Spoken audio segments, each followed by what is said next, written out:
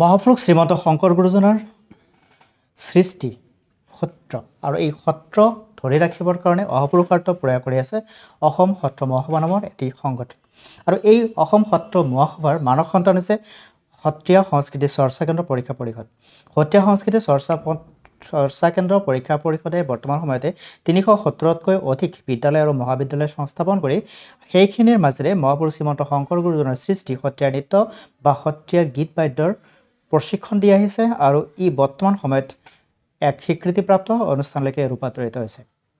নমস্কাৰ, মই যতীন্দ্ৰনাথ কৃষ্ণ দাস। আপোনালোকে মোৰ লগত চাই আছে ব্যক্তিত্বৰ চিনাকি অনুষ্ঠান। ব্যক্তিত্বৰ চিনাকি অনুষ্ঠানত আজি মোৰ সৈতে আছে অসম সত্ৰ মহাসভা সত্ৰীয়া সংস্কৃতি চৰ্চা কেন্দ্ৰ পৰীক্ষা পৰিষদৰ সন্মানীয় সচিব শ্ৰী পংকজ শইকীয়া। আমি আপোনাক স্বাগতম জনাইছোঁ আমাৰ অনুষ্ঠানলৈকে। আৰু এখেতে বৰ্তমান সময়ত সত্ৰীয়া মহাসভাৰ যোগেদি সত্ৰীয়া সংস্কৃতি পৰীক্ষা পৰিষদৰ সচিবৰ দায়িত্ব লোৱাৰে পৰাই এটি নতুন দিগন্তৰ সূচনা কৰিবলৈ আগবাঢ়িছে। সত্ৰীয়া সংগীতক এক নতুন মাত্ৰা প্ৰদান কৰিবলৈ তেখেতে অহপুৰুষাৰ্থ প্ৰয়াস কৰিছে আৰু দিনে নিশাই ইয়াৰ কাৰণে যথেষ্টখিনি নিজৰ ব্যক্তিগত সময়কো উৎসৰ্গিত কৰিছে সত্ৰীয়া সংগীতৰ ধাৰাটোক আগুৱাই নিবৰ কাৰণে, দেশ দেশান্তৰৰ মাজত দেশ বিদেশৰ মাজত গুৰুজনাৰ সৃষ্টিক অমৰ কৰি তুলিবৰ কাৰণে। আপোনাৰ প্ৰথমতে আপোনাৰ বাল্যকাল সম্পৰ্কে জানিব খুজিম, দৰ্শকক জনাব খুজিম। জয় জয়তেই মই JNK নিউজৰ সমূহ পৰিয়াললৈ ভোগালীৰ ওলগ যাচিছোঁ আৰু লগতে আপোনাৰ গোটেই পৰিয়ালটোৱে ইমান সুন্দৰভাৱে এই অনুষ্ঠানটো আগবঢ়াই নিছে। মই আজিৰ পৰা 8 বছৰমানৰ আগৰ পৰাই মই আপোনাৰ লগত সম্পৰ্কত স্থাপন হৈছিল, হয়তো নিশ্চয় আপুনি জানে। তাৰ পৰৱৰ্তী পৰ্যায়ত আপোনাৰ লগত যৌথভাৱে আমি কেইবাটাও কাৰ্যসূচী লৈছোঁ, সেইটো সকলোৱে জানেই। আৰু পৰৱৰ্তী পৰ্যায়ত আপুনি বিভিন্ন সামাজিক অনুষ্ঠানৰ লগত সংক্ষিপ্ত হৈ পৰিলে, যেনে এটা জ্বলন্ত উদাহৰণ হেল্পিং হেণ্ড এছ'চিয়েশ্যন, তাৰ যোগেদিয়ে আপুনি সমগ্ৰ অসমতে চিনাকি নাম হৈ পৰিলে, যাৰ ত্যাগ সকলোৱে আজি অকপতে স্বীকাৰ কৰিবলৈ লৈছে। আৰু যি নহওক, আপুনি মোক বাল্যকাল সম্পৰ্কে ক'বলৈ গ'লে মই সেইকাৰণে এতিয়া ক'বলৈ যাওঁতে প্ৰথম দুটা কথা উল্লেখ কৰিব লাগিব নিজৰ বিষয়ে। মোৰ একচুৱেলি জন্মস্থান সত্ৰীয়া সংস্কৃতিৰ পীঠস্থান মাজুলীৰ বনগাঁও। আৰু প্ৰথম অৱস্থাৰ পৰাই মই বিশেষকৈ সামাজিক ক্ষেত্ৰখনত এনেদৰে জড়িত হৈ গৈছিলোঁ, সেই কথাটো কৈ মই নিজেও ভাল পাম আৰু মই নিজেই গৰ্ব অনুভৱ কৰোঁ। সত্ৰীয়া সংস্কৃতিৰ পীঠস্থানত জন্ম লাভ কৰি গুৰুজনাৰ এই অপূৰ্ব সৃষ্টি আৰু বিশেষকৈ ৰাস লীলাত মই প্ৰথম অৱস্থাতেই মই প্ৰায় 5 বছৰমান বয়সতেই ৰাস নৃত্যত আছিলোঁ। আমাৰ এটা কেইবাটাও ভাগত ৰাস নৃত্যৰ কৃষ্ণৰ নৃত্যৰ ধাৰাটো আছিলে। প্ৰথমতে পোৱালী কৃষ্ণ বুলি কয়, তাৰপিছত বৃন্দাবনৰ কৃষ্ণ, তাৰপিছত মহাৰাসৰ কৃষ্ণ। মই তেনেকৈ প্ৰায় 15 বছৰ মহাৰাসৰ কৃষ্ণৰ চৰিত্ৰত মই 4 বছৰমান একেৰাহে কৰিছিলোঁ।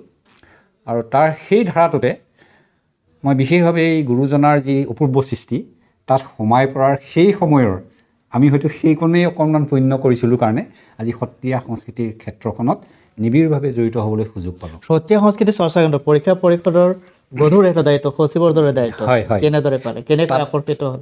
তাতো এটা দীঘলীয়া কথা আছে, কেইটামান কথা মই চেঞ্চৰ কৰি ক'ম, ক্ষমা কৰিব।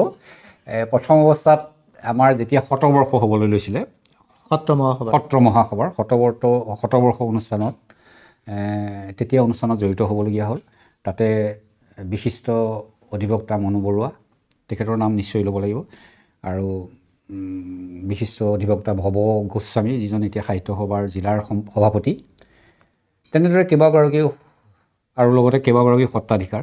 তেওঁলোকে তেতিয়া মোক সেই শতবৰ্ষ অনুষ্ঠানটোত লাগিবলৈ কৈছিলে। সেই সময়ত শতবৰ্ষ অনুষ্ঠানটোত কৰাৰ ক্ষেত্ৰত মোৰ পৰিবাৰকো সেই স্মৰণীয়খনৰ দায়িত্ব দিছিলে। শতবৰ্ষৰ অট'মেটিকেলি মোৰ দায়িত্ববোধ বাঢ়ি গ'ল, কৰিবই লাগিব। আৰু সেইকাৰণে তেখেতলোকক মই কৈছিলোঁ যে মই ঠিক লাগি দিম। আৰু তেতিয়াই আমি নিমন্ত্ৰণ কৰিছিলোঁ সেই সময়ৰ কেন্দ্ৰীয় মন্ত্ৰী আছিলে, তেওঁ তেতিয়া ৰাজ্যিক বিজেপিৰ সভাপতি আছিলে হয়তো, সৰ্বানন্দ সোণোৱালদেৱ। তেখেত মোৰ এটা সময়ৰ অসম আন্দোলনৰ সময়ত ঘনিষ্ঠ আছিল তেখেতৰ লগত। তেখেত ডিব্ৰুগড় জিলাৰ যেতিয়া প্ৰেচিডেণ্ট আছিলে, মই তেতিয়া অবিভক্ত শিৱসাগৰ জিলাৰ জেনেৰেল ছেক্ৰেটাৰী আছিলোঁ। আৰু তেখেতৰ লগত সম্পৰ্ক থকাৰ কাৰণে তেখেতক মই সেইদিনা আকস্মিকভাৱে ৰাতি ঠিক 10:30 বজাত ফোন কৰিছিলোঁ। তেখেত দিল্লীত আছিলে। আমাৰ অনুষ্ঠানটোত তেখেতে অংশগ্ৰহণ কৰিলে আৰু এনেদৰে মই জড়িত হৈ পৰা, তেওঁলোকে মোক খুব ভাল পালে। অনুষ্ঠানটোৰ লগত খুব আন্তৰিকতাৰে কৰাৰ কাৰণে তেওঁলোকে মোক ইয়াত জড়িত হ'বলৈ ক'লে। তাৰপিছত বৰ্তমানৰ প্ৰধান সম্পাদক প্ৰধান কওঁ আমি এতিয়া কুসুম কুমাৰ মহন্তদেৱৰ প্ৰমুখ্য সভাপতি বাকীসকলে খুব জোৰ কৰিলে মই এই অনুষ্ঠানটোত সোমাই বিশেষকৈ সচিবৰ দায়িত্বটো ল'বলৈ ক'লে। মোৰ আগতে আছিলে হৰেণ মহন্তদেৱ, তেখেতেও নিষ্ঠাৰে কাম কৰিছিলে, স্বীকাৰ কৰিমে, এতিয়াও মোক সহায় কৰি থাকে। পৰৱৰ্তী পৰ্যায়ত সেই সচিবৰ দায়িত্বটো লৈ প্ৰথমতে লওঁ নলয়কৈ পাৰোঁ নোৱাৰোঁকৈ ভাবি আগবাঢ়িছিলোঁ, কিন্তু দিনে দিনে গৈ এনেকুৱা এটা পৰ্যায় পালেগৈ সেই অনুষ্ঠানটোৰ ওপৰত জীৱনৰ সৰ্বোচ্চ সময় সৰহ সময় বাকী সময়ছোৱাত আজিৰ পৰা 8 বছৰৰ পৰা সৰ্বাধিক সময় সত্ৰীয়া সংস্কৃতিৰ ক্ষেত্ৰখনত জড়িত হৈ পৰিলোঁ। অসমৰ ইমূৰৰ পৰা সিমূৰতো কোনো ঠাই বাকী নাই, সকলোতে গৈছোঁ। আৰু ইয়াৰ পিছতো ভাৰতবৰ্ষৰ বাহিৰতো আমাৰ তেনেদৰে অনুষ্ঠান গঢ়ি উঠিছে। সিদিনা দিল্লীত দুটা অনুষ্ঠান আকৌ সত্ৰীয়া সংস্কৃতিৰ অনুষ্ঠান গঢ় লৈ উঠিলে, সেইকাৰণে ভাল লাগিলে। কলিকতাতো হৈছে, বাংলাদেশতো হৈছে, আমেৰিকা লণ্ডনৰ পৰাও তেনেকৈ পৰীক্ষা দিছে, কিন্তু অনুষ্ঠানটো আমি কৰি তুলিব পৰা নাই, হয়তো খুব সোনকালে হ'ব। ডুবাইতো আমি অসমৰে 2-এজন সন্তানৰ লগত ইতিমধ্যেই কথা পাতিছোঁ, হয়তো আপোনালোকৰ আশীৰ্বাদ থাকিলে সেই অনুষ্ঠানো গঢ় লৈ উঠিব নিশ্চয়। আৰু আশা ৰাখিছোঁ সত্ৰীয়া সংস্কৃতিৰ গুৰুজনাৰ যি সৃষ্টি সেইটো অভূতপূৰ্ব, আমি প্ৰত্যেকেই স্বীকাৰ কৰোঁ। কিন্তু গুৰু দুজনাৰ সেই সৃষ্টিক আমি যিসকল উত্তৰ পুৰুষ আছে তেওঁলোকক এখন মঞ্চ দিবলৈহে আমি প্ৰয়াস কৰিছোঁ। তাৰ কেৱল আমি সেৱকহে, আমি অনুষ্ঠানটোৰ দায়িত্ব লৈছোঁ। হয়, দায়িত্ব ল'বলৈ যাওঁতে বহুত ঘাত প্ৰতিঘাতো পাইছোঁ, কৰিছোঁ, কিন্তু পৰিশেষত দেখোঁ যে তাৰ ফলটো অতি মিঠা হয়। এই ঘাত প্ৰতিঘাতৰ মাজত কাম কৰিবলৈ যাওঁতে নিশ্চয়কৈ সমালোচনা তেওঁক কৰা যায়, যি আচলতে কৰ্ম কৰি থাকে। কৰ্ম নকৰা মানুহৰ ভুল নহয়, যি কৰ্ম কৰে তাৰ ভুল হয়, আৰু যাৰ ভুল হয় তেওঁ সংশোধনলৈ সুবিধা পায়, আৰু তেনেকৈ আপুনি আগবাঢ়ি গৈছে। মই এটা অন্য ধৰণৰ কথাও জানিব বিচাৰিম। আপোনাৰ সত্ৰ মহাসভাৰ সত্ৰীয়া পৰীক্ষা পৰিষদৰ আপুনি সচিবৰ দায়িত্ব লোৱাৰ আগত যিগৰাকী পংকজ শইকীয়া আৰু পিছৰ যিগৰাকী পংকজ শইকীয়া বৰ্তমানৰ, নিজকে কি ধৰণে আপুনি এনালাইজ কৰিব? আপোনাক মই কৈছোঁ সেইকাৰণে অসম আন্দোলনৰ সময়ত সম্পূৰ্ণৰূপে জড়িত হৈছিলোঁ এজন ছাত্ৰ নেতা হিচাপে। মই প্ৰথম অৱস্থাত মই মেৰাগড় হায়াৰ ছেকেণ্ডেৰীত পঢ়িছিলোঁ বনগাঁৱৰ। তাতেই যেতিয়া আমাৰ ৱাৰ্ল্ড মেগাজিন ওলোৱা নাছিলে, প্ৰথম উদ্যোগ লৈছিলোঁ ৱাৰ্ল্ড মেগাজিনখন প্ৰথম মেৰাগড় হায়াৰ ছেকেণ্ডেৰীত পংকজ শইকীয়াৰ সম্পাদক থাকোঁতেই হৈছিলে, আৰু যিখন প্ৰিণ্ট মেগাজিন সেইখনো তাতেই হ'ল। দ্বিতীয় পৰ্যায়ত মই মেৰাগড় হায়াৰ ছেকেণ্ডেৰীৰ পিছতে মই মাজুলী কলেজত হায়াৰ ছেকেণ্ডেৰী ফাইনেল ইয়েৰটো দিছিলোঁ। তাৰ আগতে মই জয়সাগৰ কলেজত আছিলোঁ। সেইখিনিও কাহিনী মই পিছত ক'ম, আজি নকওঁ, সেইকাৰণে মই কৈছোঁ কিছুমান কথা চেঞ্চৰ কৰিম বুলি। মাজুলী কলেজত থাকোঁতে যিখন প্ৰিণ্ট মেগাজিন প্ৰথম মাজুলী কলেজৰ, সেইখন মই যেতিয়া মেগাজিন ছেক্ৰেটৰী আছিলোঁ, প্ৰথম মেগাজিনখন যুটীয়াভাৱে এজন অৰুণ বৰা বুলি আছিলে তেখেত, আমি দুইজনৰ প্ৰচেষ্টাতে সেই মেগাজিনখন প্ৰিণ্ট মেগাজিন ওলাইছিল। তেতিয়া গোস্বামী ছাৰ প্ৰিন্সিপাল আছিলে। তাৰপিছতে আহিলোঁ জে বি কলেজলৈ। জে বি কলেজত পল ছায়েন্সত ডিগ্ৰী কৰিলোঁ, আৰু পৰৱৰ্তী পিছত গুৱাহাটী ইউনিভাৰ্চিটিত মই পল ছায়েন্সত মাষ্টাৰ ডিগ্ৰী এডমিশ্যন ল'লোঁ। মোৰ শৈক্ষিক পৰিক্ৰমাটো সেইটোৱেই। আৰু সেই পৰ্যায়ৰ পিছৰ পৰাই সেই আজিৰ তাৰিখত বিশেষকৈ আপুনি জানিবই, অসম আন্দোলনত জড়িত থকা এতিয়াৰ কেইবাগৰাকী মন্ত্ৰী অতুল বৰা, কেশৱ মহন্তকে ধৰি আমি চেণ্ট্ৰেল কমিটিৰ একে কাৰ্যনিৰ্বাহকত আছিলোঁ। মই তেতিয়া অৰ্গেনাইজিং ছেক্ৰেটেৰী আছিলোঁ, আৰু সৰ্বানন্দ সোণোৱালদেৱে তেতিয়াও আমাক শইকীয়া দেউ বুলি মাতে। মই তেতিয়া তেখেতৰ দেউটো বা দেৱ সেই উচ্চাৰণটো তেখেতৰ খুব ভাল লাগে। তেখেতে সকলোকে খুব আন্তৰিকতাৰে খুব মানে সন্মান দি পেলাই দেখিলে মানে অলপ সাত্বিকতাটো তেখেতৰ যথেষ্ট ভাৱ আছে, আৰু তেখেত এজন নিকা ভাৱমূৰ্তিৰ মানুহ। মই সেই কথাটো ক'ম, আন্তৰিকতাৰে ক'ম। এইকাৰণে তেওঁক মই খুব নিবিড়ভাৱে খুব ওচৰৰ পৰা পাইছিলোঁ, কিন্তু পৰৱৰ্তী পৰ্যায়ত মোৰ তেখেতৰ লগত সান্নিধ্যতাটো কমি গৈছে। ৰাজনীতিলৈকে যোৱাৰ মন নাছিল নেকি? কোনো কাৰণতে নাছিলে, সেই কথাটো কওঁ।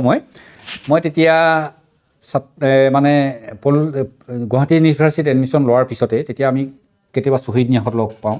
সমুজ্জ্বল ভট্টাচাৰ্য এতিয়াও আছে, তেখেতো আছিলে, আৰু তেতিয়া সোধেও। মই তেতিয়া কৈছোঁ যে মই কোনো কাৰণতে ৰাজনীতিৰ ক্ষেত্ৰখনত যোৱাৰ ইচ্ছা নাই। সমাজত সোমাই সমাজৰ ৰাইজৰ যিটো মৰম আদৰ নিস্বাৰ্থ, সেইটোতকৈ মোৰ অন্য নালাগে। সেইকাৰণে মই সামাজিকভাৱে জড়িত হ'বলৈ সিদ্ধান্ত কৰিছিলোঁ, আৰু হয়তো আজিৰ তাৰিখলৈকে আছোঁ। পিছৰ পৰ্যায়ত নাজানো, হয়তো ভগৱানে কৰিলে এনেদৰেই মই সমাজৰ ক্ষেত্ৰখনত কটাব বিচাৰিম। আৰু অকল মই সত্ৰীয়া সংস্কৃতি চৰ্চা কেন্দ্ৰ পৰীক্ষা পৰিষদৰ সচিবৰ দায়িত্বতে নাছিলোঁ, মই জাতীয় জীৱনৰ কেইবাটাও অনুষ্ঠানৰ দায়িত্বত গঢ় দিয়াত কিছু ভূমিকা লৈছিলোঁ বুলি ক'ব পাৰোঁ। হয়তো তেখেতলোকে স্বীকাৰ কৰিব। এটা সময়ত শিল্পপতি এটা অনুষ্ঠান আছিলে, আমি বহুত নাটক কৰিছিলোঁ। তেতিয়া ৰফিকুল হুছেইন আছিলে, আৰু নিৰিণা ডেকা বৰুৱা বাইদেউ, মহিম ডেকা বৰুৱা মোৰ শ্ৰদ্ধাৰ, আমি একেলগে তেনেকৈ কাম কৰিছিলোঁ।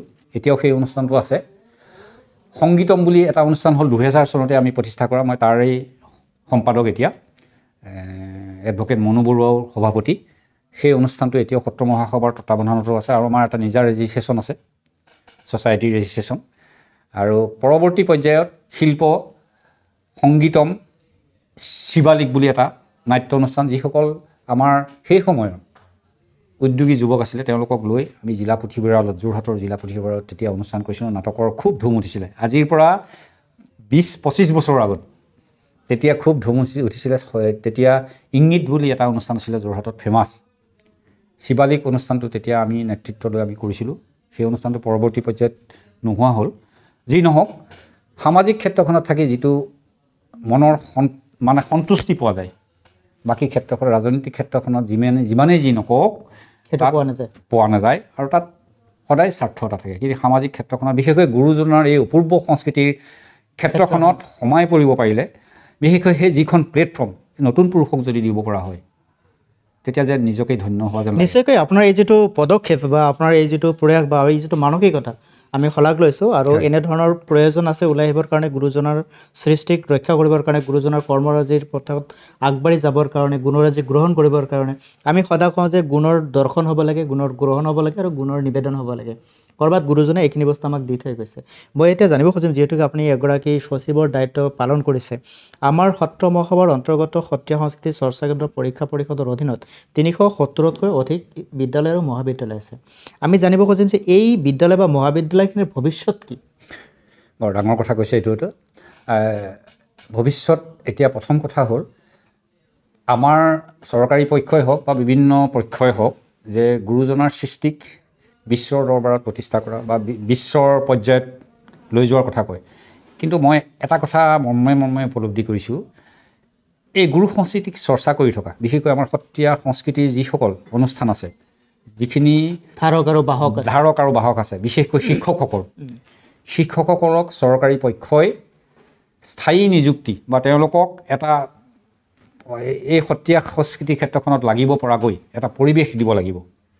যদি শিক্ষকসকলৰ এই তেওঁলোকৰ ত্যাগক স্বীকাৰ নকৰে বা তেওঁলোকৰ যিটো প্ৰাপ্য যিখিনি পাব লাগে তেওঁলোকক এটা মাননি দিয়াৰ যদি ব্যৱস্থা নকৰে বা তেওঁলোকক এটা স্থায়ী নিযুক্তিৰ ব্যৱস্থা কৰে, তেতিয়াহ'লে সত্ৰীয়া সংস্কৃতিয়ে সহজতেই আমি সমগ্ৰ বিশ্বত প্ৰতিষ্ঠা লাভ কৰিব পাৰিম। এই ক্ষেত্ৰত সত্ৰ মহাসভাই কিবা পদক্ষেপ লৈছে? বহু দিনৰ পৰাই আমি দায়িত্ব লোৱাৰ পিছৰ পৰাই, সেই যেতিয়া সৰ্বানন্দ সোণোৱালদেৱ মুখ্যমন্ত্ৰী আছিলে, এতিয়া যেতিয়া হিমন্ত বিশ্ব শৰ্মাদেৱ আছে মুখ্যমন্ত্ৰী হয়, আমি দুইজনকে আৰম্ভণিৰ পৰাই আমি কেইবাবাৰো মেমৰেণ্ডাম দিছোঁ।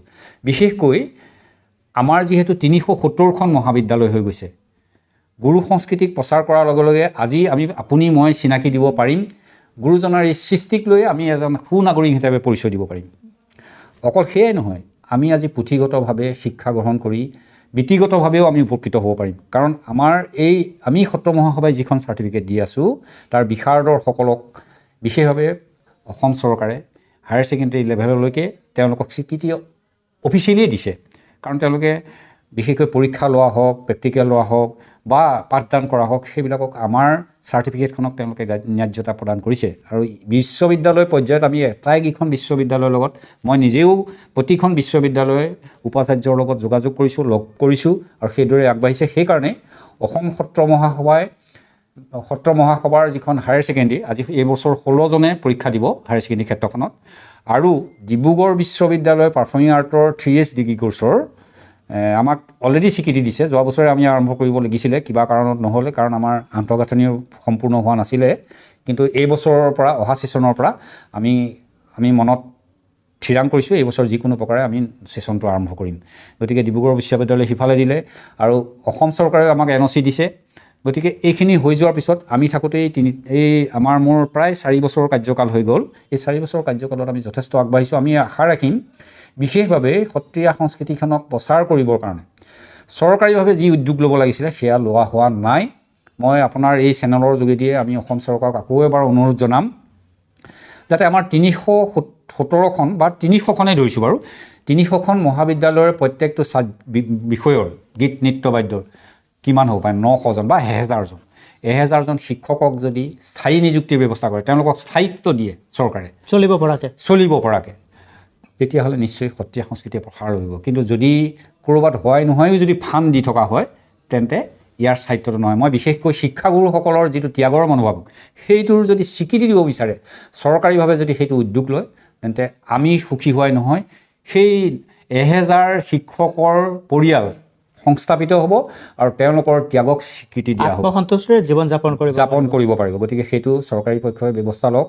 আমি বিনম্ৰভাৱে অনুৰোধ জনাইছোঁ এজন দক্ষ মুখ্যমন্ত্ৰী আমি হিমন্ত বিশ্ব শৰ্মা ডাঙৰীয়াক ইয়াৰ পৰাই আপোনাৰ JNK নিউজৰ পৰাই আমি অনুৰোধ জনাইছোঁ যাতে সেইসকল শিক্ষকক গুৰুত্ব দিয়ক।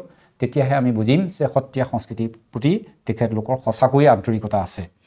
এখেত হৈছে শ্ৰী পংকজ শইকীয়া, সচিব অসম সত্ৰ মহাসভাৰ সত্ৰীয়া সংস্কৃতি চৰ্চা কেন্দ্ৰ পৰীক্ষা পৰিষদৰ। তেখেতে বৰ্তমান সময়ত যিখিনি কথা কৈছে খুবেই গুৰুত্বপূৰ্ণ কথা। আৰু এটা কথা কম, মই থাকি গৈছে মাজতে সোমাইছোঁ দেই সত্ৰীয়া সংস্কৃতিৰ ক্ষেত্ৰখনত। আপুনি ক'ব, আমাৰ বিশেষকৈ শিক্ষকসকলৰ কথা ক'লোঁ, আমাৰ পাঠ্যক্ৰমলৈ কিছুমান কথা ক'বলগীয়া আছে। পাঠ্যক্ৰমটোৰ বিশেষকৈ আমাৰ 7 বছৰীয়া পাঠ্যক্ৰম চলাই আছোঁ, তাতো কিছুমান বস্তু যোগ বিয়োগ কৰিবলগীয়া আছে। যেনে সত্ৰীয়া ওজাপালিৰ বিষয়টো আমাৰ সত্ৰীয়া সংস্কৃতিৰ ক্ষেত্ৰত সৰ্বাধিক পৰ্যায়ত আমি ছাত্ৰ ছাত্ৰীসকল উপকৃত হ'ব পৰা নাই, আৰু পুথিগত শিক্ষাত ছাত্ৰ ছাত্ৰীসকল উপকৃত হ'ব পৰা নাই। বিশেষকৈ সত্ৰীয়া সংস্কৃতিৰ পুথি যথেষ্ট অভাৱ। সেইকাৰণে মই নিজাববীয়াকৈও আমাৰ সীমিত অভিজ্ঞতাৰে আৰু গুৰুসকলৰ যিখিনি তেওঁলোকৰ পাঠ্যক্ৰম আছে, তেওঁলোকৰ পাঠ্যক্ৰমৰ আলমতেই আমি 3খন হাত পুথি গীত নৃত্য বাদ্যৰ 3খন কৰিব লৈছোঁ। সেইখন এই 10-15 দিনতে হয়তো ছাত্ৰ ছাত্ৰীসকল উপকৃত হোৱাকৈ দিছোঁ। আমি খুব চুটি প্ৰশ্ন আৰু উত্তৰ তেনেকৈ উল্লেখ কৰি দিছোঁ, যিখন পাঠ্যক্ৰমে আমি বিশেষকৈ ৰাষ্ট্ৰীয় শিক্ষানীতিৰ আধাৰত যিখিনি কুৱেশ্যনৰ ধাৰা সেইটোত সোমাই পৰিব পাৰিব। আমাৰ হয়তো ক'ৰবাত ভুল হ'ব পাৰে, সেইখিনি চাব। গতিকে 3খন পুথি আমি খুব সোনকালেই ছাত্ৰ ছাত্ৰীসকলৰ অভাৱৰ প্ৰতি লক্ষ্য কৰি আমি কেইবাজনো শিক্ষককো কৈছিলোঁ আৰু এই ক্ষেত্ৰত দখল থকা গুৰুকো কৈছিলোঁ। তেখেতলোকেও পাঠ্যপুথি প্ৰণয়ন কৰিছে যদিও যথেষ্ট হোৱা নাই। আমি আশা ৰাখিম সকলোৱে যাতে এই সত্ৰীয়া সংস্কৃতিৰ পুথি প্ৰকাশৰ ক্ষেত্ৰত গুৰুত্ব দিয়ে আৰু ছাত্ৰ ছাত্ৰীসকল উপকৃত হ'ব পাৰিব। তাৰ লগতে আমাৰ এই বিষয়টো বিশেষকৈ পাঠ্যক্ৰমৰ কথাটো ক'লোৱেই, পুথিৰ কথাটো ক'লোৱেই, আৰু পৰৱৰ্তী পৰ্যায়ত আমি সত্ৰ মহাসভাৰ পৰীক্ষাৰ পৰিষদে হয়তো মাৰ্চতেই গুৱাহাটীত এখন আমি শিক্ষকসকলক লৈ এখন সন্মিলনৰ আয়োজন কৰিম, শিক্ষক সমাৰোহ। শিক্ষকসকলৰ অভাৱ অভিযোগ আছে, সেইখিনি এখন আমি প্লেটফৰ্ম দিব লাগিব। তেওঁলোকৰ সেই অভাৱ অভিযোগ আমাক জনাব, আমি আলোচনা কৰিম, সকলোৱে বিনিময় কৰিম, আৰু তাৰপিছতেই আমি বিশেষভাৱে আগবাঢ়িব পাৰিম। ইয়াত বহুতো সমস্যা আছে। আমি পুথিগত শিক্ষা লোৱাৰ কাৰণে ছাত্ৰ ছাত্ৰীসকলক আমি কেনেকৈ এখন প্লেটফৰ্ম দিব পাৰোঁ, নতুন সুস্থ পৰিৱেশ, আৰু তাৰ যোগেদি জাতিটোক চিনাকি দিব পৰাকৈ এটা পৰিৱেশ সৃষ্টি হ'ব। সেইকাৰণে আমি প্ৰয়াস কৰি আহিছোঁ। অনাগত দিনত আপোনালোকৰ আশীৰ্বাদ সহায় সহযোগিতা থাকিলে নিশ্চয় আমি নতুন পুৰুষক উজ্বলাই তুলিব পাৰিম। নিশ্চয়কৈ নতুন পুৰুষ উজ্বলি উঠিব, অসম আকৌ জিলিকি উঠিব, সোণৰ অসম বুলি কোৱা কথাষাৰ ক'ৰবাত বাস্তৱায়িত হ'ব। আমি আমাৰ বৰ্তমান সময়ৰ প্ৰেক্ষাপটত সত্ৰীয়া সংগীতৰ ধাৰাটোক লৈ আমি কিমান সচেতন, কিমান সজাগ, সেই কথা কিন্তু জানিবলৈ বা বুজিবলৈ বহুতখিনি থল আছে। সত্ৰ মহাসভাৰ সত্ৰীয়া সংস্কৃতি চৰ্চা কেন্দ্ৰ পৰীক্ষা পৰিষদে এই ক্ষেত্ৰত অকলে সকলো কৰিব নোৱাৰে। গতিকে আহক সকলো মিলি আমি এক হৈ কৰোঁ আৰু সত্ৰীয়া সংগীতৰ এই যি ধাৰা, সত্ৰীয়া সংস্কৃতিৰ এই যি ধাৰা, ইয়াক আমি আমাৰ যুৱ প্ৰজন্মৰ মাজত সন্তপৰণে বিলাই দিওঁ। আৰু যদি আমি কৰিব পাৰোঁ তেতিয়াহে আমি সফল হ'ব পাৰিম। আৰু যিখিনি অভাৱ অভিযোগত ইতিমধ্যে কোৱা গৈছে, মহাপুৰুষ শ্ৰীমন্ত শংকৰ গুৰুজনাই এইখিনি বস্তু দিয়া আমাৰ আজি প্ৰায় 400তকৈ অধিক বছৰ হ'ল, কিন্তু আজিলৈকে আমাৰ সত্ৰীয়া সংগীতৰ ধাৰাক চৰ্চা কৰি থকা গুৰুসকলে চৰকাৰৰ ফালৰ পৰা যিখিনি মৰ্যাদা পাব লাগিছিলে, যিখিনি স্বীকৃতি পাব লাগিছিলে, সেইখিনি আজিলৈকে পোৱা নাই, বা হয়তো 2-এজনে পাইছে, কিন্তু সৰ্বাধিকেই এতিয়াও বঞ্চিত হৈ আছে। তেখেতসকল কিন্তু এটা আশাত এতিয়াও গুৰুজনৰ সংস্কৃতি চৰ্চা কৰি আছে আৰু আমাৰ উত্তৰ প্ৰজন্মৰ মাজত বিলাই দিবলৈ প্ৰয়াস কৰিছে। তেখেতসকলৰ এই ত্যাগক আমি কেনেধৰণে এটি সন্মান দিব পাৰোঁ, উপযুক্ত সন্মান দিব পাৰোঁ, তাৰ কাৰণে নিশ্চয়কৈ চৰকাৰখনে বিবেচনা কৰিব। আৰু আমাৰ যি সজাগ সচেতন অভিভাৱক অথবা আমাৰ জনতা আছে, ৰাইজ আছে, তেখেতসকলেও এই কথাটো চিন্তা কৰিব। অসম ভূমিত থকা সকল কেৱল অসমীয়া জনেই যে কৰিব নহয়, অসম ভূমিত থকা সকলো জাতি বৰ্ণ বৰ্গ নিৰ্বিশেষে গুৰুজনাক গুৰু বুলি নলৈও কিন্তু গুৰুজনাই দি যোৱা কৃষ্টি সংস্কৃতি আৰু সংগীতক লৈও আমি চহকী হ'ব পাৰোঁ, আমি গৰ্ব কৰিব পাৰোঁ, আমি আমাৰ নিজৰ এটা স্বকীয় পৰিচয় গঢ়ি তুলিব পাৰোঁ। তেনে ক্ষেত্ৰত সত্ৰীয়া সংস্কৃতি চৰ্চা কেন্দ্ৰ পৰিষদৰ এই যিটো প্ৰয়াস নিশ্চয়কৈ প্ৰশংসাৰ। আৰু আজি যিখিনি কথা পংকজ শইকীয়া ডাঙৰীয়া কৈ আছে, সচিব পংকজ শইকীয়া ডাঙৰীয়া কৈ আছে, তেখেতৰ কথাৰ যিটো স্পীড, সেই কথাত আপোনালোকে নিশ্চয়কৈ বুজি পাইছে যে সত্ৰ মহাসভাৰ এই যিটো গতি নিশ্চয় দুৰন্ত। আৰু সূচনা হ'ব এক নতুন দিগন্ত, আৰু এই সূচনা কৰিবলৈ যাওঁতে ঘাত প্ৰতিঘাত সংঘাতে আমাক বেৰি ধৰিবই। জীৱনৰ শৈশৱে আছে দুটি বাট আমি সবে পৰিছোঁ তাৰে দুমজাত সঠিক পথ বাছি লৈ আমি আগবাঢ়িব লাগিব এই ক্ষেত্ৰত পংকজ শইকীয়াৰ অনাগত ভৱিষ্যত পৰিকল্পনা কি মই পৰিকল্পনা আছে আমাৰ পৰিকল্পনা যিটো মনত বান্ধি থৈছোঁ বিশেষকৈ শিক্ষাগুৰুসকলৰ স্বীকৃতিটো যেতিয়ালৈকে দিব নোৱাৰোঁ মই তেতিয়ালৈকে শান্তি নাপাম আৰু সেইকাৰণে চৰকাৰী পক্ষক কেনেদৰে প্ৰেছাৰ দিব লাগে চৰকাৰী পক্ষক কেনেকৈ বাধ্য কৰাব লাগে সেইটোত মই প্ৰথম অৱস্থাত আছোঁ আৰু তাৰ পৰৱৰ্তী পৰ্যায়ত শিক্ষক সমাৰোহ দিয়াৰ কথা যে কৈছোঁ তাতে আমাৰ হয়তো এটা আলোচনাৰ বাটেৰে এটা পথ মুকলি হ'ব আৰু দ্বিতীয়তে বিশেষকৈ উত্তৰ পুৰুষক এখন আমি চাৰ্টিফিকেট দিয়াতে ক্ষান্ত নাথাকি আমি তেওঁলোকক সমাজৰ এজন সুনাগৰিক হ'বলৈ কেনেকৈ কৰিব পাৰি শিক্ষা কেনেদৰে প্ৰদান দিব পাৰি সেইখিনি কৰাৰ আমি প্লেন কৰি আছোঁ আৰু তাৰ লগতে আৰু দুটা বিষয় আছে বিশেষকৈ আজি সিদিনা আজি দুদিনৰ আগত অসমৰ জাতীয় জীৱনৰ দুটা পুৰণি অনুষ্ঠান সত্ৰ মহাসভা আৰু সাহিত্য সভা আজি নৱনিৰ্বাচিত সভাপতি সম্পাদক যিসকল হৈছে তেখেতলোকো আমি খুব ওচৰৰ পৰা পাই আছোঁ আৰু এই বিষয়ে বিশেষকৈ সভাপতিদেৱে এটা কথা কৈছে যে সত্ৰ মহাসভাক লগত লৈ কাম কৰিম জাতীয় জীৱনৰ এই আটাইতকৈ পুৰণি এই দুটা অনুষ্ঠানে যেতিয়া একেলগে কাম কৰিব অকল সাহিত্যৰ ক্ষেত্ৰতেই নহয় সংস্কৃতিৰ ক্ষেত্ৰখনতো একেলগে আগবাঢ়ি যোৱাত সহায় হ'ব আমি তাৰ কাৰণে বিশেষকৈ বৰগীতক আজি আপোনাক থোৰতে কৈ দিছোঁ আমাৰ NEJCCৰ যিজন ডাইৰেক্টৰ তেওঁ বৰ আন্তৰিকতাৰে লৈ আছে আমাৰ লগত কাম কৰাৰ কথাটো কৈছে আৰু সাহিত্য সভাৰ লগতো আমি এই বিষয়ে শেহতীয়াকৈ আলোচনা কৰিছোঁ নতুন সভাপতিৰ লগত যাতে বৰগীতক শাস্ত্ৰীয় মৰ্যাদাৰে আনিব পাৰি কাৰণ গীত নৃত্য বাদ্য তিনিওটাৰে মাজত সংগীতৰ সৃষ্টি হৈছে গতিকে নৃত্যটো সুধাকণ্ঠ ভূপেন হাজৰিকাৰ সুধীয়া একক প্ৰচেষ্টাত 2000 চনৰ 15 নৱেম্বৰ স্বীকৃতি পালে ডক্টৰ ভূপেন হাজৰিকা দেৱৰ একক প্ৰচেষ্টাত সত্ৰীয়া নৃত্যই স্বীকৃতি পালে কিন্তু পৰৱৰ্তী থাকি গ'ল এই আমি যি দেৱবাদ্য খোল বুলি কওঁ আৰু যি বৰগীত যাৰ শাস্ত্ৰীয় মৰ্যাদা ইতিমধ্যেই আছে সুধীসকলে গুণীসকলে সদায় সকলো কথাতে সকলো সময়তে কৈ থাকে ভাৰতবৰ্ষৰ বাকী নৃত্যৰ ক্ষেত্ৰত যি বাকী গীতাৰ ক্ষেত্ৰত 7টা কৰ্ণাটকী হওক বা দক্ষিণৰ হওক সকলো গীতাতেই যিখিনি আছে তাৰ আগতেই বৰগীতৰ শাস্ত্ৰীয় মৰ্যাদা পোৱাৰ যোগ্যতা আছিলে কিন্তু তিনিওটাৰ ইটোৰ লগত সিটোৰ মানে সম্পৰ্ক আছে গীত নৃত্য বাদ্যৰ নৃত্যটো পালে কিয় গীতে পাব নালাগে প্ৰচেষ্টাৰ ত্ৰুটি হৈছে আন্তৰিকতাৰ অভাৱ হৈছে আমাৰ একতাৰ অভাৱ হৈছে আমাৰ আকৌ ঢোলৰ কথাও কোৱা হয় বৰপেটা বৰদোৱা কমলাবাৰী তেনেকুৱা কিছুমান আছে গতিকে সেইবিলাক থাকক ঢোলৰ কথাটো আমি একাষৰীয়া কৰি থৈ আমি মূল কথাটো লৈ আহি যদি আমি শাস্ত্ৰীয় স্বীকৃতিৰ কথাটো যদি আমি আনিবলৈ যাওঁ আমি বিশেষকৈ আমি পৰিকল্পনা কৰিছোঁ অসম চৰকাৰৰ যোগেদি কেন্দ্ৰীয় চৰকাৰক এতিয়া আমি প্লেচ কৰিম কেন্দ্ৰীয় চৰকাৰটো আমাৰ নিজৰ মানুহ আছে আৰু যদি মাননীয় মুখ্যমন্ত্ৰী মহোদয়ে এই ক্ষেত্ৰত উদ্যোগ লয়ও আমি খুব আন্তৰিকতাৰে কৈছোঁ আমি সেই প্ৰচেষ্টাটো ইতিমধ্যে ব্যৱস্থা কৰিছোঁ কেইবাবাৰো আমি বহিছোঁ আলোচনাত আগৰ সত্ৰ মহাসভাৰ বিষয়ববীয়াসকলেও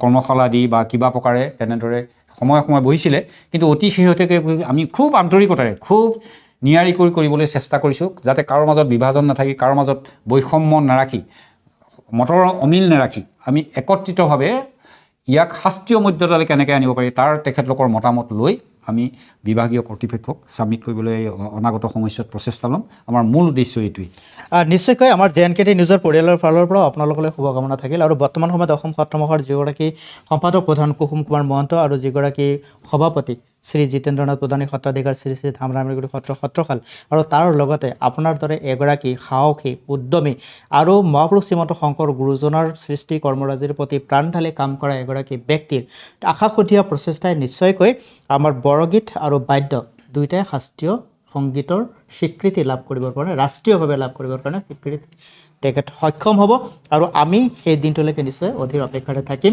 আপোনালোকৰ এই প্ৰয়াস অব্যাহত থাকক আৰু আমি যেতিয়ালৈকে কথা এষাৰ আছে লক্ষ্য নোপোৱালৈ ৰৈ নিদিবা ভাই লক্ষ্য পাবই লাগিব গতিকে অতিষ্ঠিত জাগ্ৰত প্ৰাপ্যবৰণ নিবধত যেতিয়ালৈকে তুমি উঠা সাৰ পোৱা আৰু যাত্ৰা আৰম্ভ কৰা কৰবাত আমি সাৰ পাই উঠিছোঁ এতিয়া গতিটোহে দিবলৈ বাকী আছে গন্তব্যস্থান নিশ্চয়লৈকে পাম গতিকে যিহেতুকে আপোনালোকে গন্তব্যস্থান নিৰ্ধাৰণ কৰিছে সংকল্প সুদৃঢ় হৈছে প্ৰচেষ্টা অব্যাহত আছে তেনেহ'লে নিশ্চয়কৈ সত্ৰীয়া সংগীতেও ৰাষ্ট্ৰীয় স্বীকৃতি লাভ কৰিবলৈ সক্ষম হ'ব সকলোৰে শেষত যিহেতুকে বেছি সময় আমি ল'ব নোৱাৰিম সত্ৰীয়া সংগীতৰ কথা মই ক'লোৱে, বৰগীতৰ কথা ক'লোৱে, পাঠ্যক্ৰমৰ কথা মই ক'বলৈ যোৱাৰ আগতে আপুনি গোটেইখিনি কথা ইতিমধ্যে কৈ দিলে। সৰু সৰু আমাৰ ত্ৰুটি বিচ্যুতি আছে, এইখিনি আমি গুচাব লাগিব, আলোচনাৰ মাজত বহিব লাগিব।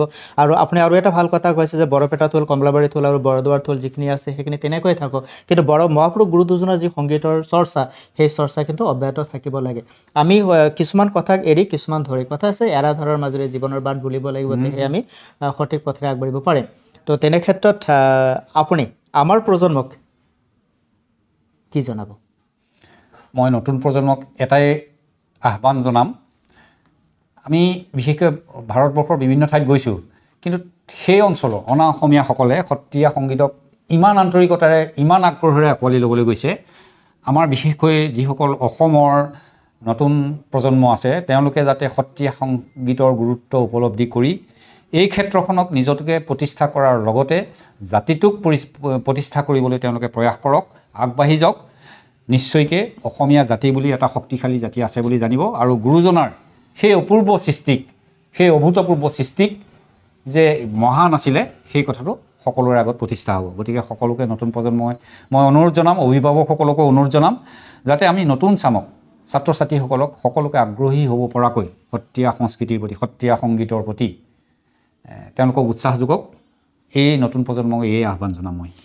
আমি আপোনাক ধন্যবাদ জ্ঞাপন কৰিলোঁ আপোনাৰ ব্যস্তপূৰ্ণ সময়ৰ মাজত। ধন্যবাদ জনাইছোঁ মই যতীন্দ্ৰনাথ কৃষ্ণদেৱকো, আপোনাৰ এই মহান প্ৰয়াস, বিশেষকৈ সমাজৰ সামাজিক ক্ষেত্ৰখনত যি প্ৰয়াস কৰিছে, আৰু সত্ৰীয়া সংস্কৃতিক প্ৰচাৰৰ ক্ষেত্ৰখনত আপুনি আমাক যেনেদৰে সহায় কৰিছে, ভগৱানে আপোনাক শক্তি দিয়ক, সুস্বাস্থ্যৰ অধিকাৰী কৰক। আমিও আমাৰ JNK নিউজৰ কৰ্তৃপক্ষক আমি নমস্কাৰ জনাইছোঁ। প্ৰিয় দৰ্শকসকল, আপোনালোকে চাইছে ব্যক্তিত্বৰ চিনাকি অনুষ্ঠান, আৰু ব্যক্তিত্বৰ চিনাকি অনুষ্ঠানত আজি মোৰ অতিথি অসম সত্ৰ মহোৎসৱ সত্ৰীয়া সংস্কৃতি চৰ্চা কেন্দ্ৰ পৰীক্ষা পৰিষদৰ সচিব সন্মানীয় শ্ৰী পংকজ শইকীয়া। আৰু পংকজ শইকীয়া দেৱৰ জীৱনৰ কিছু কথা শুনিলে। সংগ্ৰামী সত্ৰাৰ পৰা ওলাই আহি মহাপুৰুষ গুৰুজনাৰ সৃষ্টিৰ ক্ষেত্ৰখনত তেখেতে প্ৰাণ ঢালি কাম কৰিছে। সত্ৰীয়া সংগীতক এটি নতুন মাত্ৰা প্ৰদান কৰিবলৈ সত্ৰীয়া নৃত্য ইতিমধ্যে 2020 চনৰ 15 নৱেম্বৰ তাৰিখে স্বীকৃতি লাভ কৰিলে যদিও এতিয়াও কিন্তু সত্ৰীয়া বৰগীত আৰু বায়ন বিদ্যাই ৰাষ্ট্ৰীয় স্বীকৃতি লাভ কৰিবলৈ সক্ষম নহ'ল। এই ক্ষেত্ৰত অসম চৰকাৰ সমন্বিতে আমাৰ যিখিনি গুৰুজনাৰ সৃষ্টিৰ পুৰোধা ব্যক্তি আছে, ধাৰক বাহক আছে, তেখেতসকলে এটি প্ৰয়াস অব্যাহত ৰাখিব। যিসকল গুৰুৱে ইতিমধ্যে নিজৰ স্কুল বিদ্যালয় আদি খুলি তেখেতসকলে ল'ৰা ছোৱালীখিনিক সত্ৰীয়া সংগীতৰ অৰ্থাৎ গীত, নৃত্য, বাদ্যৰ লগতে ফাইন আৰ্টছ আৰু ক্ৰাফ্ট 5টা বিষয়ক লৈ সত্ৰ পৰীক্ষা পৰিষদে ইতিমধ্যে কাম কৰি আছে। এই 5টা বিষয়ত যিসকল গুৰুৱে কৰ্ম কৰি আছে, তেখেতসকলে কিন্তু উপযুক্ত পাৰিশ্ৰমিক এতিয়ালৈকে পাবলৈ সক্ষম হোৱা নাই। তেখেতসকলক যাতে এই পাৰিশ্ৰমিকটো পাব পৰা ব্যৱস্থা কৰি দিব পাৰি, নিশ্চয়কৈ এই ক্ষেত্ৰত অসম সত্ৰ মহোৎসৱে এটা উদ্যোগ ল'ব, আৰু অসম চৰকাৰ সন্মানীয় যি আমাৰ দক্ষ মুখ্যমন্ত্ৰী ডক্টৰ হিমন্ত বিশ্ব শৰ্মা দেৱ আছে, তেখেতে এই ক্ষেত্ৰত গুৰুত্ব আৰোপ কৰিব, আৰু আমাৰ তেখেতসকলৰ মাজত থকা যিখিনি অভাৱ, যিখিনি অভিযোগ, যিখিনি অসুবিধা, সেইখিনি যদি তেখেতসকলে কাটি কৰিব পাৰে, তেনেহ'লে নিশ্চয়কৈ আমাৰ সত্ৰীয়া সংগীতে এটা নতুন ধাৰা পাব, নতুন দিগন্ত, নতুন সূৰজৰ প্ৰভাতৰ কিৰণত আকৌ নতুনকৈ উদ্ভাসিত হ'ব। গুৰুজন নিশ্চয়কৈ য'তে আছে তাৰ পৰাই চাই সুখ আৰু শান্তি অনুভৱ কৰিব যে ধন্য অসম ভূমি, ধন্য অসমৰ নৰলোক। ধন্যবাদ।